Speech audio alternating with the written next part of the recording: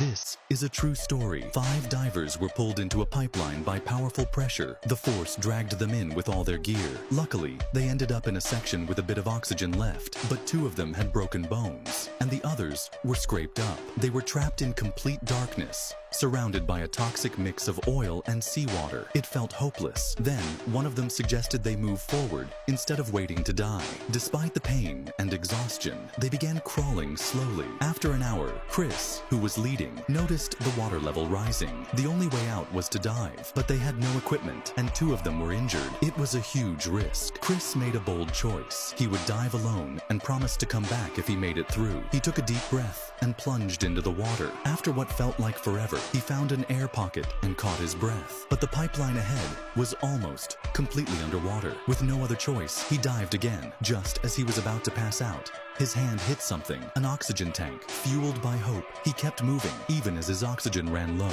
Miraculously, he found another tank along the way. Battling exhaustion and the stench of oil, he swam on. After what felt like hours, he reached a bend. Using every last bit of strength, he swam upward and broke the surface. Gasping for air, he shouted for help. Over 2 hours had passed since they were trapped. His colleagues on the ship realized something was wrong and rescued him just before he collapsed. In the hospital, Chris explained everything, but then he learned the horrible truth. The oil company refused to launch a rescue because it was too expensive. Although a search team heard tapping signals from the trapped divers, the company abandoned them. 5 days later, the divers were declared dead. Autopsies revealed they survived for 4 days before losing oxygen. What could have been a heroic rescue turned into a tragic story of corporate greed. Chris tried to sue, but the trial was endlessly delayed.